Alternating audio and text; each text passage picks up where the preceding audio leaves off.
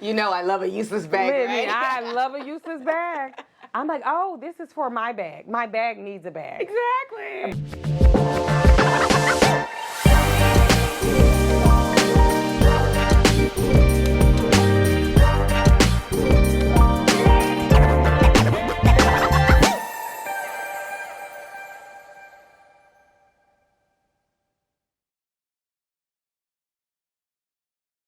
Hey guys, what's up? It's Monica and welcome back to my channel. Welcome to another episode of Dress Like a Boss, Style for Success.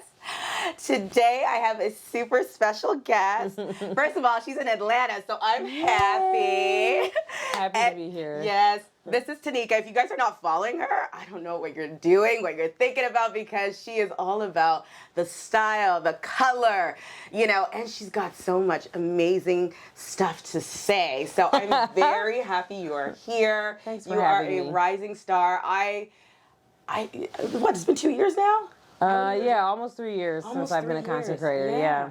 And you are killing it. And I'm so you. proud of you. There's nothing better than seeing women just own their space, take it. You have been real from the jump. No, but it's true. All of us are real. Well, you know what? Maybe that's what we need. Okay. Maybe, right. not even maybe. I feel like that is exactly what we need, and you're doing it so well. So Thank you. Thank you. Thank you for being here. Thank you for sharing all your knowledge. I'm gonna stop rambling. We've been talking for a minute, so we're just like, okay, we need to stop so we can record this, and then we're gonna go out because we're gonna go have some fun. Yes. So I'm gonna let Tenicka introduce herself to you, and then we'll jump right into the questions. Well, I am Tenicka. First of all, thank you for having me in your home. Your home is beautiful. Thank you. I'm a content creator. I do a lot of content around travel and fashion and beauty and lifestyle. And so I started creating content 3 years ago. I was working in social justice and nonprofit government work. And, you know, I think like so many people during the pandemic, I had some time on my hands. But also, I had a career that was just like so stressful. And I was like, you know what? I need to, like, there are other things that I'm interested in. I can explore that. And I just started making fashion content on TikTok. And I was like, my friends aren't on TikTok. They're not going to find me. Like, nobody I know is on TikTok. This is a child's app. All my friends are on Instagram. I can, like, secretly do content. And, you know, it just took off from there. So I'm still doing it. Yeah. She's being so modest. Took off is an understatement. Oh, I mean, you know what? You never really know when you put stuff out there how people will receive it. And so I just feel like I got really lucky, and yes, I worked hard, but I feel really honored that people find community in me and I get to find community in them, you know? Yes, I love that. I love that. Yay. And like I said, she's being modest, but I will definitely link her page so you guys can see what I mean by she's being modest, because you are killing it. Thank you. And well done. And the travel content, I feel like I want to go everywhere you are. Like, I love to travel. I could tell. I love it. Where's the best place you've been to? I mean, I'm always going to probably say South Africa, because it's just like so life-changing. I think we've been visiting the country consistently for 13 years. Oh, wow, that's amazing. We're building like a vacation home there, which is like a long process. It is a long process, but is it gonna, like, will we be able to rent it out, or is it just for family? No, she's not renting it out. Well, I'll be like, girl, what are you doing? No. It's gonna be my house. I love that. I mean, in a lot of ways, I want to just like really deep dive into being a global citizen and being bicontinental. And I've invested so much just time and energy into South Africa, and it's just a place that's just naturally a place that we love, and so we want to invest in the community and ourselves and the way that we see the country.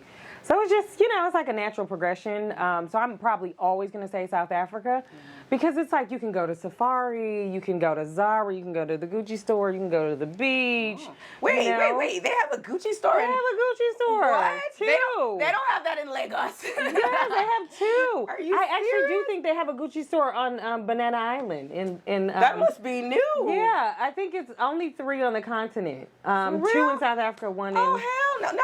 Yes. Shoot, I need to Yes. I need to make Louis what? Vuitton, honey. They, you know, it's like South Africa is just like such a global country. It has challenges, of course, like so many other countries, but I just really believe in its like future, and I feel like there's just so many signs of progress.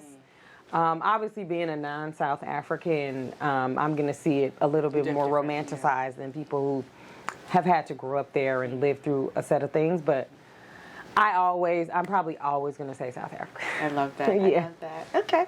Well, shoot, when the house is ready, if you're taking any guests. Invitations will go out. Yes, I'll be there. I'm trying to travel more. Yeah. I'm trying to travel more. I've always appreciated the world, and I've always been very fascinated with just history in general. Yeah.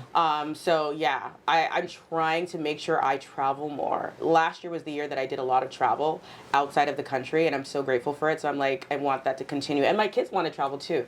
They want to go to Japan. Yes, so it's like, Japan's have you lovely. been? Yes. Oh, okay. Yeah, my husband and daughter are real like anime fans. So same with my kids. Yeah, and they're like super introverts, and the culture is just like so much more accommodating to people like them, right? Like it's a quiet environment. It allows for people to think. I mean, here I am, very expressive and loud. I'm busting through the streets. I mean, it's millions of people in Tokyo, and like you can walk down the street and hear maybe 2 or 3 voices. It's like such a polite culture, accommodating culture, and so they're definitely a part of the future. Yeah. I tell people all the time, Japan is somewhere in the future. I love and that. It's great to see. So highly recommend. Okay, all right. We'll start saving towards that. Okay, so let's get into the questions. Like I said, we can go on and on and on. So question number 1, what has been your career journey, and how did fashion play a part in that journey? So I would definitely say when I graduated from college, the idea, specifically grad school, I majored in public policy, and I worked as a community organizer. I worked for President Obama as a field organizer. So I worked in... Did you hear that? How she said it so casually? I worked for President Obama. But, here's the thing. At the time, he was, everybody thought Hillary Clinton was going to be in office. So my mother was definitely convinced that I was going to go somewhere and be homeless and not have a job. And what was I doing? Throwing my degree away. And so he wasn't really at that time the candidate to beat. But we got really lucky and blessed, I should say, to work for a candidate that, ended up actually becoming the president. Mm-hmm. And I think a bunch of us as children, as 20-year-olds, we're like, oh, God, what do we do now? Mm-hmm. But, we got offered jobs in the Obama administration. So I worked in domestic policy, and specifically on like homelessness, LGBTQ youth homelessness, veterans homelessness, and education, K through 12 education. And there was a silhouette. In D.C., there was a silhouette. You wore sheath dresses, Ferragamo flats. You didn't wear too many things. I mean, if you had to appear on news, or if it was like Congressional Black Caucus Weekend, which is equivalent to like Fashion Week or like HBCU Homecoming, like that was the pinnacle. Then you wore a blue sheath dress or a red sheath dress or like a pop of color like green. But you definitely really didn't wear prints. Prince was not really right. You stayed in a black blazer. You stayed in a flat because you were always running around. I think especially as someone who was like a junior staffer at the time, you just, you wore comfortable, professional clothes. And so much of it was timeless and classic. You wore a tote bag, and that was the style. I mean, I grew up in a Black American home that was like very Pan-African. And so we embraced color and fabric and texture, and the toes were red, the shoe was red, the pants were red, the blazer was red, the hair was red, the eyeshadow was red, the lipstick was red. It was a monochromatic life, right? But also prints and all that thing and all those things. But then I went into this like deeply professional environment. Then when I got to New York and started working in a nonprofit and started getting access to resources and money, I started investing in more luxury items. But it was still one-off. It wasn't like. But it was a lot of just like classic pieces. It was more muted, more monotone. And so I'd always loved fashion, explored on the weekend. Brunch outfits were my best outfits. I love it. Oh, shoot, your brunch outfit ideas. I love brunch outfits. I love. Because a lot of times for, especially professional women, that was like one of the only ways that you could really express yourself. Yeah. Because you were working all week. And so it was like the weekend was the time that you expressed yourself. And so that was kind of my style. But when I would go on vacation, it was like the opportunity for me to really indulge in resort wear. And it was a full week of my creativity, the way I saw clothes. And it was a way to express myself in color, and a way to, I had my colorful bag, my straw tote, my raffia. It was just like a full moment. And so I think that's kind of how my style evolved throughout the certain parts of my career. And even when I started online and creating content, it was really about like resort wear, because that was one of the only times in my life that I really got to even think about fashion in that way. In a lot of ways, it was considered frivolous because I was doing this very serious work, So, yeah. Interesting. I love that. All right. Okay. Question number 2. How would you describe your style for your body type? Oh, I grew up, in the 80s and 90s, ashamed of my body because, my butt and my hips started poking out at 10 and 11. And it was just like, you kind of carried a little shame around it because a lot of older women started policing you. And so I spent a lot of time wearing baggy jeans and like oversized clothes because I was afraid. And I didn't want too much attention. And I think so much of that, went away in college when I was around all different kinds of women. And I saw that you could be many things at many times. And it just like changed the way I thought about fashion. Also, I think like going to a historically black college where every day is a fashion show. Yes. And in a lot of ways you get rewarded for showing off your body and in clothes, but like showing off your silhouette. And I also learned from my mother, right? Like my mother and I share the same body type, my sister, my grandmother. And so I saw the way things looked on them, and I would just start to mimic that. And I noticed what made me feel good, right? And so I'm a person who, 80% of my weight is between my navel and my knees. Like, it's just all there, right? And having, I'm an A cup, but just having like wide hips and a big butt. I just really embraced wide leg pants. And there's a story there. So when, clothes are expensive, as we know. Yeah. But when you move to New York, we have so many sample sales, designer sample sales. But a lot of the sample sizes are a size 4. Yeah. Well, my butt was not a size 4. It is not and was not. But my waist was small. So I was like, oh, I could get into the wide leg pants because it's so much wider in the butt and the thighs. And that's actually how I started wearing so many wide leg pants. Because that was like the only way that I could get access to the quality of clothes that I wanted at the price point that I could afford and at the size that they were offering. Interesting. I love that. But, I also feel like I could say this too, because back in the day, like showing off your silhouette, especially when you were curvier, that was like a taboo. That was a taboo. It was like a no-no. So one of the things that I'm so grateful for this time that we're in now, where we can celebrate our bodies regardless of our shapes or our sizes, where it's okay if you're curvy, show it off, and wear what makes you feel comfortable. So I love that you've embraced it, because her ears, I've always wanted a Coca-Cola shape. I'm the only one in my house that I'm kind of narrow. So I have more of an athletic build, but my sister has a Coca-Cola shape, both sisters. So I'm the only one who's straight. And I always used to look at you guys and I was just like, I wish I had a smaller waist. I wish I had hips. I have a bum and I've got a bigger chest. Funny enough, my sister will swear by having a smaller chest. She's like, it's the way forward. She doesn't have to she can wear anything. Yeah. Yeah. So I swear by it too. But I also don't know the other way. So. Yeah. Well, I'm the other way. And I'm not too big, so I can still get away with it. But now I think I would be open to the idea of having like not as much, or having a B cup. I went up to a D recently. Wow. Which is weird. I haven't gained weight, but they measured me and I'm like, that's not right. I'm supposed to be a B, C cup. But they're like, no, you went up. So I didn't know that apparently the older you get, your breasts get bigger. Oh, okay. Well, maybe there's hope for me. Okay, next question. What was your most ridiculous buy? Oh my God, so many. You know what? Sometimes I get the pressure of going to thrift stores and something's at an accessible price, and I'm afraid that I'm going to regret it, and so I'll end up buying it. I think one of the things that I thought I was gonna love forever is like this Valentino Rockstud bag, and I love structured bags, so I like the structure of the bag. But it is like 6 different colors. Interesting. Oh, I think I know which one. Oh, they had clothes and everything in that collection. That was a good one. But you know what? I regret it because I don't grab for it as much as I thought I would. And that's one of the things that I regret. And now I do appreciate like special and statement bags.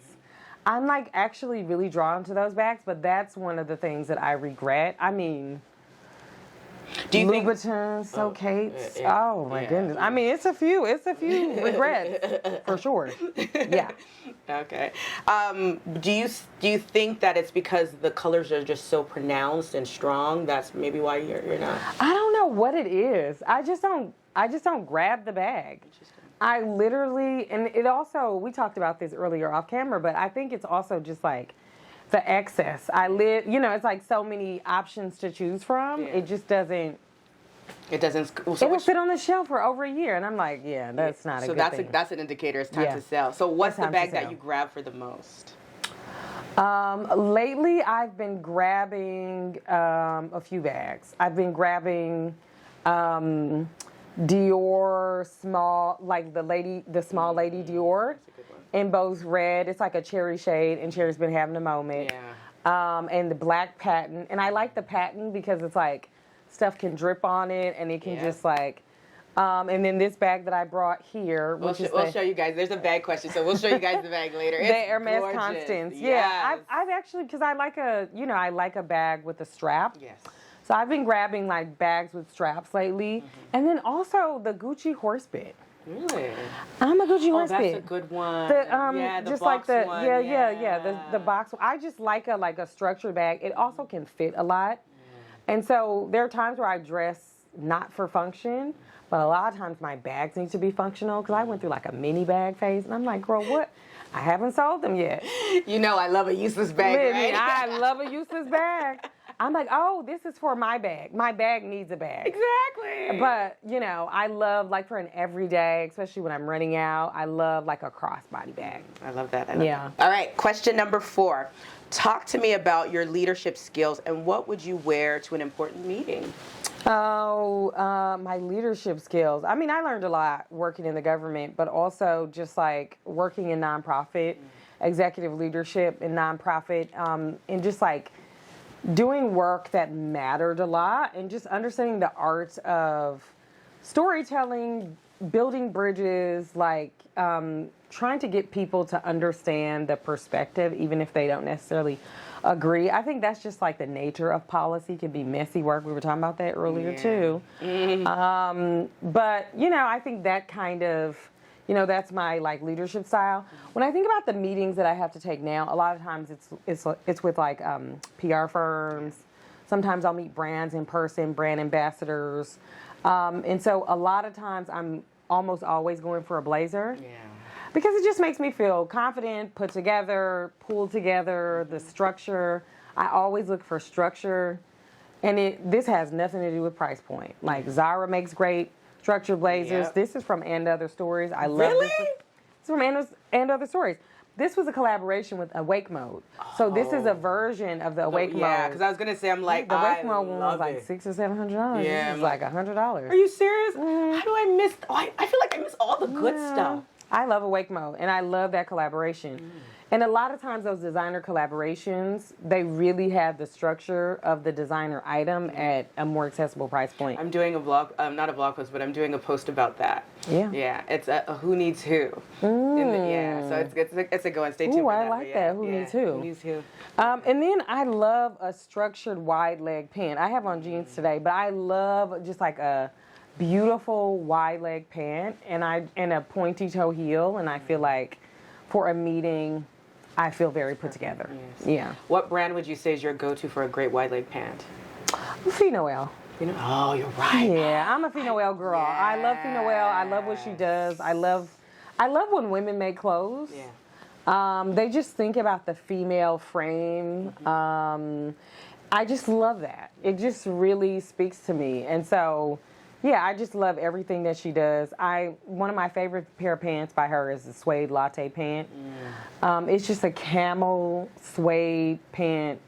September 1st, I start wearing it, and I'll wear it until May 1st. It sounds amazing. I have one pair of her pants. They're like a culotte, and they're really full, and I love them. I just wore them when I was in Dallas, and the amount of compliments. Like, and I'm just like, wait a second, I haven't bought anything from her in such a long time. Like, that was the last thing that I purchased. I'm like, I need to make more. Yeah, and another friend was actually, she was here, she was doing the video too, and she was talking about her pants as well, that they're exceptional. They are exceptional. I love what she does. All right. Absolutely. All right. Okay, so question number 5. What does a casual day look like for you? What would you wear on a Friday? Well, today is Friday. It is. Technically, guys. We need to get mimosas after this. I know. You ain't driving, so shoot. I know. Let's see. What would I wear? A casual day, I would probably wear like a cord, like a set. I mean, depending on how casual, I might wear like a Lululemon, like jacket and some leggings and some tennis shoes and like a tote bag or something like that. Are you a Jordans person? No, I'm not. I am steal my daughter's Jordans. I love that. Now, I will do that. I don't own a pair, but I will steal my child's. I just got into it because of my son. Yeah. So the first pair that I bought it from Farfetch for almost $500. So in my head, I thought that's how much they cost because Dior's and Gucci's, they're all in about $1,000 range. So I just assumed that's how much sneakers cost. But then my son was like, Mommy, can we go to the Nike store? I really want to check out a pair of shoes that I saw. And I'm like, $130? Oh, yeah. After that, I was just like, I cannot buy designer sneakers sold again. you. They really did. They really did. And the more I share, I feel like every time I do an outfit with sneakers, it always does well. Yeah. Because you know why? It's so practical. Yeah. And like when you think about the everyday woman, every single day, they're not wearing heels every single day. And a lot of times as content creators, especially in order to engage people, a lot of times we're doing outfits for occasions. Yeah. Because sometimes that's when people are seeking inspiration, is for an occasion. And they'll save it for an occasion. But you do some sneakers and people are like, oh, like, comment, subscribe. That part. And one thing I've noticed over the last, this is year 11 now. The content. 11 years you've been here. I didn't know that's right. Oh my gosh. Yeah, November 12th is my 11th anniversary. Oh my God. And I left my job about 7 years ago. Oh my goodness. And I've passed that anniversary. But over the years, I found that the outfits that do the best are the basic ones. Of course. The ones that are the most accessible, the ones that I stopped at that less is more. Like the epitome of less is more always does well. I think for me, it's both, like the binary. It's either it is like, wow, what is that? Where is that? And it's the basic. Interesting. And the middle is like, okay, maybe. Yeah. Like. Yeah, and it's a maybe. Like, yeah, if it's like, I'm going to a wedding or like it's an event or it's like a dress no one's ever seen or like a pant no one's ever seen. Or it's like, a white collar shirt. Sometimes that's all. That's it. That's it. Yeah. Okay, so next question. What are your go-to pair of shoes and how do they make you feel when you wear them? That's question 6. I have a few. I would say my YSL sandals. Yes, I wear them out. I know. But they are literally so comfortable. I have one pair and I love them to death. I'm obsessed with them. And they're so good for vacation. Did you get them in the chocolate brown? Now, why would you tell me that? No, I didn't even know they existed in the chocolate brown. So, I don't know if you know Rochelle. You have to show them to me. I don't have them. Rochelle, we were shopped. I bumped into her when I was in Dallas. I am beauty curvy. Okay. I bumped into her.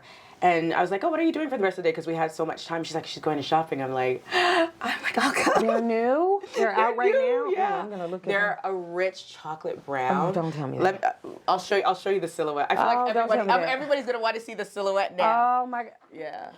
Wait a minute. You said you have them or you don't? Oh, no, I have them in black. Okay. So this is the silhouette, but in chocolate brown. Oh, don't tell me that. Yeah. Okay. It's absolutely stunning. They're so comfortable, and I just love those shoes. I will also say, I'm like Because my clothes are so loud, most everything else that I like, pull the outfit together is not as loud. So like my shoes, I will likely cycle through the same 3 or 4 pair of shoes. A lot of times my like jewelry is the same. I love those earrings, by the way. Thank you. From they Koi. These are from Koi Studio. Oh, really? Yeah. They're stunning. I love them. You have to send me the link. Yes, I will. Thank you. I love everything that she does. She makes gold jewelry, and it's kind of has a statement to it, but it's not too much. I mean, she does have some really significant statement pieces, but I love her about seasonally. But I love like Stuart Weitzman boots. Ah, classic. I got a thick old calf, and I need something that's gonna pull up this calf.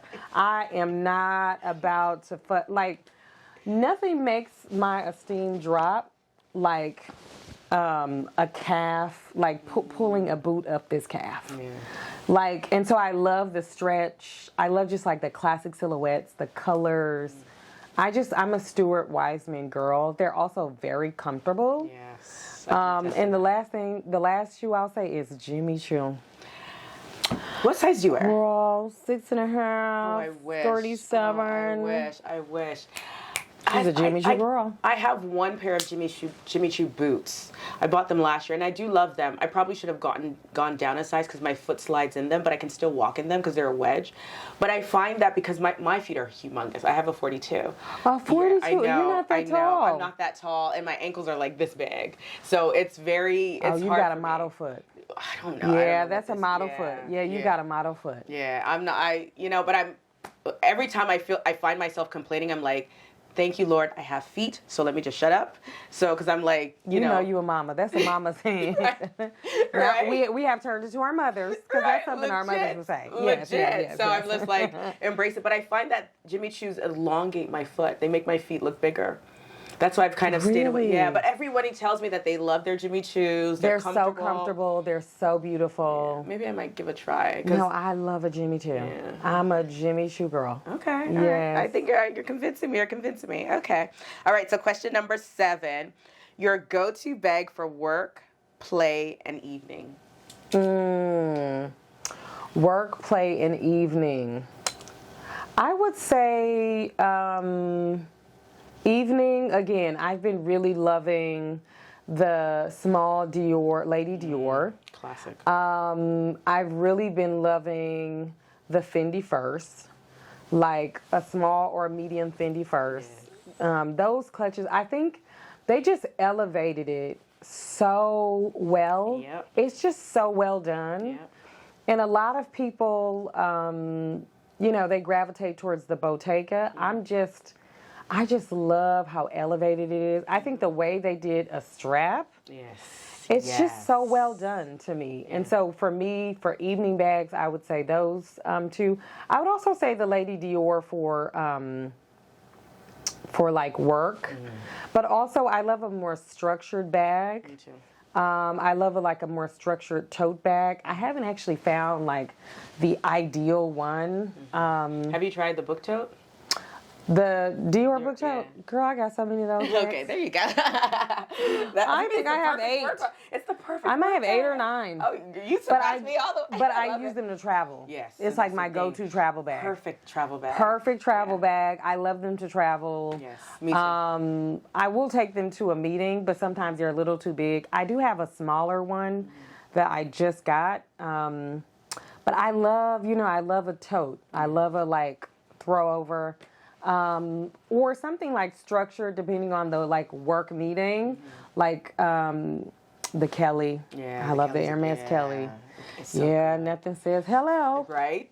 That part. Like, I am here. Yes. We have arrived. Oh, this whole thing. Right? Yes. I love it. This whole thing. Yes. So, question number 8. What are your closet staples, and where would you wear them to? I feel like we kind of touched that. I feel like we kind of talked about that. I mean, the Noel latte pants, especially for fall. I will wear them anywhere, at any time, all the time, everywhere. You can dress them up, you can dress them down. They're super comfortable, super wide leg. I just love them. And I feel like as you're saying it, I'm just like, I'm like picturing with a t-shirt, picturing with a dress shirt, picturing with a turtleneck. Anything. They are a must get. Yeah. I love them. I will link them for you. I'll find the links. They're expensive, but they are worth it. Yeah. They're tailored to perfection. And they last a lifetime. They last a lifetime. I've had them for years. Yeah. Let's see. Blazers, of course. All blazers, all the time. Thrift store blazers, Zara blazers. I just love blazers. And again, my wardrobe staples are things that I can wear anywhere, anytime, all the time. I have them in different colors. And just like whatever I'm feeling that day, however way I want to express myself. And because I love resort wear so much, like the Finoel robes and like just like Andre Iyama caftans. Like I love a statement, a print on vacation. Are you one of those that you step into the space and I'm like, I've arrived? Girl, period. Love it. I love I'm it. like, hello. Like, this is what I'm supposed to be doing with my life. This is who I am. Everybody at the resort's looking at me crazy. And that's a you problem. Like, that's a you problem. Because the hat is going to be huge. I love it. The bag is going to be huge. Yes. Like, the caftan, the swimsuit, just like, I was really made for vacation. When vacation is looking for somebody, it finds me in the crowd. Every time. Like, I am every day. I love it. And it's I feel like that's when I am my truest, happiest self, like me in sunlight, especially on the African continent. It's just something about that just hits totally different. And the food and the clothes, and I just feel like, with my caftans. Yeah. Have you been to Lagos? I have never been to Lagos. Lagos is, I feel like it's not like Ghana. I feel like you have to go with people you know. I know. I don't think I've met anyone who hasn't told me that. Yeah, you have to go with people you know. Yeah. Because it can be dangerous, you know, and like everywhere in the world, but, you know, it definitely can be one of those tricky places where you want to go with people you know because that means you will have the best time ever. Like, it's a very thin line between having the worst time but having an amazing time because the fashion, the food, the nightlife. I'm not really a nightlife type of person anymore. So in my former life. Back in the day. In my former life. But now it's just, for me, it's company. Yeah. It's being around the right people. And that's another thing that can afford you, knowing the right people in Lagos. You get to be around the right people. You get to be around the movers and shakers, the people who have great ideas and like to express that. So, one of these days, we got to get you to Lagos. Yes, please. You know, you know Kayla Walker? Yeah. Kayla was like, I need to put together a trip for Lagos. I was just like, that's like, for me, I get so anxious. I was just like, that's a big responsibility. Yeah, no, you do. Maybe, I'm giving you the responsibility as well. I'll try and partner with somebody. Yes, that's a she's better, right about that. I'll try and partner with somebody because I'm horrible at putting stuff together, but I'll find somebody to do Yeah, that. I think it would be totally amazing. And you know what, just on that point, because I think it's worth saying, 10 years ago, I mean, I grew up in a Pan-African family, even though I'm multi-generational African-American, but definitely growing up, not that there was like extensive diaspora wars or anything like that, but I don't think I would have ever expected that we would be at this place where so many people, specifically Black Americans, are like deeply invested in visiting the African continent, exploring. And I think music has played a deep role in that. I think friendships and relationships and proximity has played a deep role in that. And I'm just like, I'm actually really excited. I'm just like, I'm really happy about all of like the interest in the bringing together of the diaspora in this way. And so I'm like, and I have to say, it's an amazing thing. I have to say, growing up in Toronto, like, my Nigerian name is Fumi, but I never went by Fumi because I got made fun of. I was called Fungi, Funmi, like everything bad that you can think of, right? So there was a bit of a shame to it, saying you were from Africa, especially because I grew up in Toronto. I did have now I consider it a privilege. I had the privilege of living in Nigeria from about 10 to 18, which were also so critical moments of my life. Now that I'm older and I have kids, I understand that because there's something about seeing everyone that looks like you and having wealth and all of that. So now there's nowhere you can drop me where I don't feel like I belong, right? Yeah. And I don't take that lightly, and I don't take that for granted, especially having the YouTube channel, because when I would do my shopping vlogs, people would be like, wow, I would never even think about going into that store because I just felt like they would, there would be some kind of friction or they won't receive me well as a Black person. And I was just like, wow, like those little details or little things that I have taken for granted for so long. But now to see everyone embracing the culture and just finding like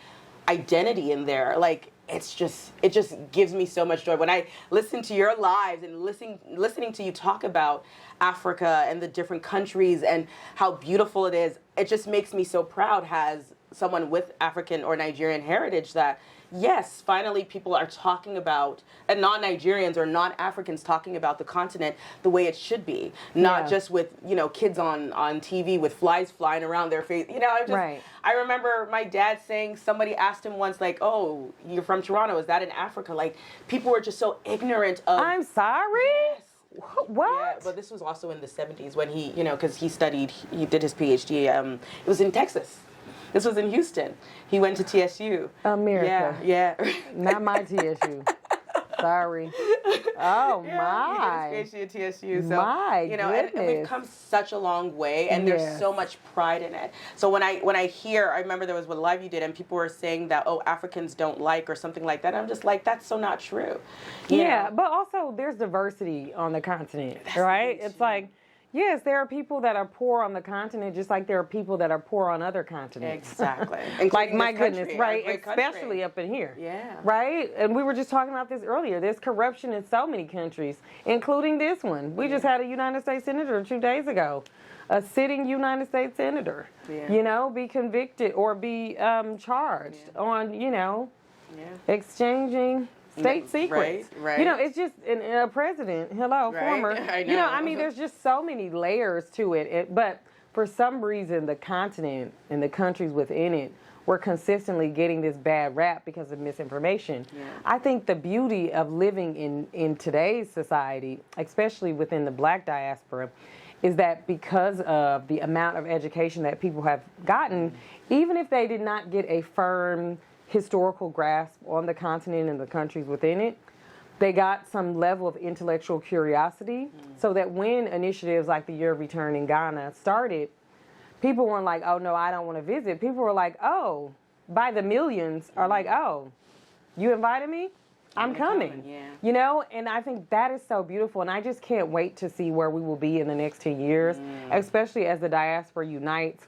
And it's not to say there won't be friction, because we are different. Exactly. And we should embrace those differences. Exactly. Right? And we should embrace all of the cultural identities that we make of.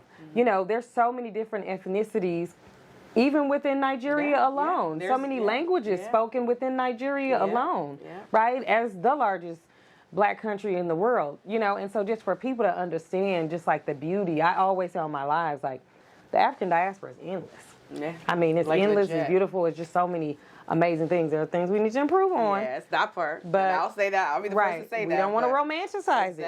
There are some challenges. Yes. But we're living in a beautiful time. We are.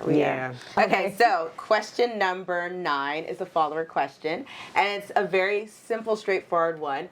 Where do you see yourself in 10 years? 10 years. On a beach. Oh my God.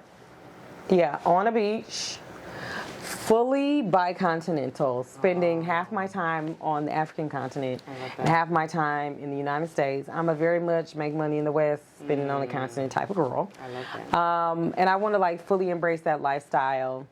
I will have a fully grown adult child. Wow.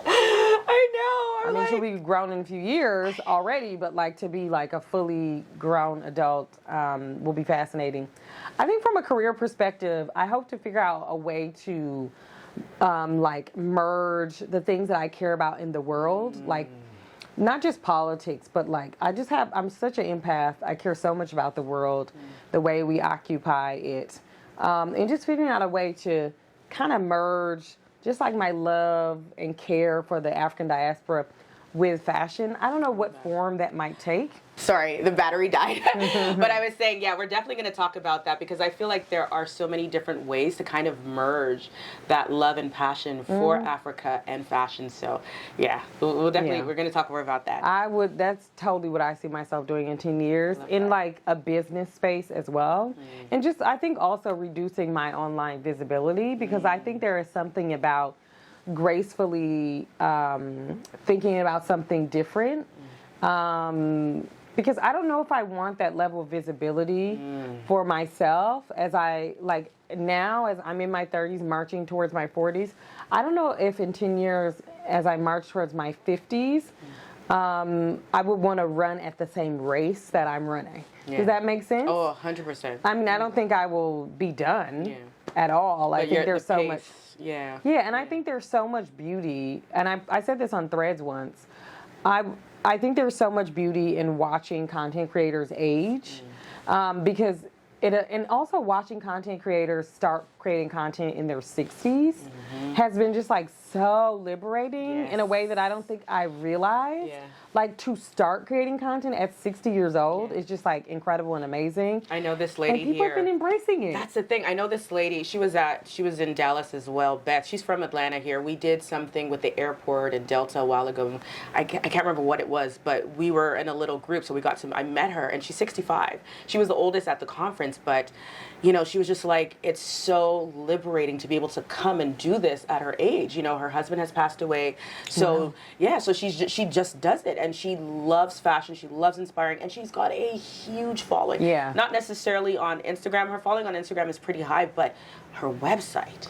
Oh yeah. Her website, and she inspires women to just get up, dress up, feel your best, and I was just like, I love this, because we want to see ourselves in the future. Exactly, and we don't want to feel like we have to hide away. We don't want to hide. And end. Like life doesn't end. That's right. And technically, who has the most spending power?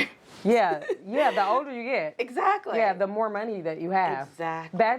And so I want to figure out a way in 10 years to to not really chase the rat race that is content creating as much, and think about how to create some sustainability in my business, whether that's a product or a platform, but also just making space for just a different era in my life, showing up online because I think the visibility is necessary and important, but not.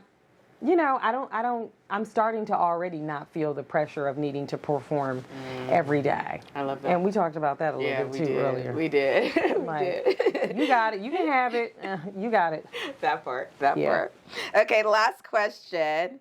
What would your advice be for someone who works in your field or in the corporate world that wants to elevate their style or wants their style to match the career path? Oh. I mean, if I were still in nonprofit today, and just like social justice and kind of even like the formal political work or government work, which can all, a lot of times people jump between those career paths. One of the ways that I expressed myself was, through just like bold colors, but like a red sheath dress. I had the black pumps, the minimal gold jewelry, a black bag, but that dress was going to be tailored. It was going to be perfect. Even like a Dion von Furstenberg wrap dress. Classic. I mean, that was you walked in there with that, you were Michelle Obama at that point. Literally. I mean, and different things play well in different circles. And I think there's always a way to add your personality to certain things. And so you can dress for your environment while taking some risks. No, you may not be able to reasonably, I mean, you can, but you may not feel comfortable, dressing head to toe and, what you may wear at brunch. But, you can do the top and maybe wear the black slacks. And also I would say just like play with textures and shapes. Yes. Those are always fun and important. A cutout here, a cutout there. And there's just ways to put an outfit together that can still be very elevated, very professional, very chic, while also expressing yourself individually. But like, the people at work don't deserve you, all of you. Like, why do you feel the need to have to dress the way you always dress or you want to dress on the weekend at work? Give a little, give what you want. Some days, maybe on Tuesday, you give everything. Maybe they're going to get the full color blocking experience. Depending on the day. Exactly. But you don't have to give you know, you don't have to give them everything if you don't want to. And especially if you're trying to climb up the ladder for financial reasons, you know, sometimes you do have to play the game or and just figure out what your next move is and figure out ways that you can begin to pivot into a profession that does embrace the style that you want, you know? But sometimes I'll hear like younger women say, well, you know, I want to do this and I want to do that. And that, first of all, do you. Whatever you want to do, do you. You know, but if you are interested in playing the game, you don't have to. But if you are interested in playing the game, you don't have to give these people your full self. You don't have to tell these people your full story. You can create boundaries around who you are, your identity, and you can create boundaries around your style. It was a joke when I was working, specifically my last set of jobs, because I was starting to become more bold about my style, specifically online, where, you know, I was young and I amassed a team. So at one point I had 60 people on my team, and I would kind of disguise my age. I wouldn't be forthcoming with my age because it didn't advantage me when I was in a leadership position. And, you know, some junior people on my team, they would find me online on Instagram. They would be like, not Miss Tenicka. On the week she went to Mexico, the swimsuit. My goodness, you know, and it was all, they would call me Clark Kent. They said I was Clark Kent at work. Yeah, and then when I was on Instagram, I was Superman because I would look drastically different, even like to the point where, you know, they'd never seen me in lashes. They barely saw me in makeup. I would have like my natural hair, a 2-strand twist, and I was online, full lashes, full glam, a bob, straight bob, a swimsuit, a captain. They're like, I think this is her, but is this her? Is this my boss? Like, very much so. She's very much giving that girl online. I love that. Right, that's who I am on vacation. I very much embrace that identity. But when I walked into the workplace, it was almost like I was dressing for that occasion. So I understand also how non-liberating that can be and how suffocating that can be. But I always say pick and choose your battle. I love that. I love that. This was so good. I had fun. Thank you. Thank you for inviting me into your home. A pleasure. And my 17-year-old daughter who's upstairs. She's upstairs. In your living She's room. chilling. That's okay. I love it. Thank you so much. This was amazing. Guys, I hope you took notes. Make sure you're following Tenicka. If you are not following her, I will have the link to all of her social media handles in the description box. As always, thank you so much for watching. Thank you for coming. I appreciate you. Guys, make sure you check out all the videos from this series. It is an amazing series, and we just get to talk about fashion, but also conquering the real world. So, as always, thank you for watching. Follow me on Instagram as well. It's Odd by Moni on Instagram, TikTok, pretty much everywhere else. And check out my website, oddbymonica.com. And I'll see you guys in the next video. Bye, guys. Bye.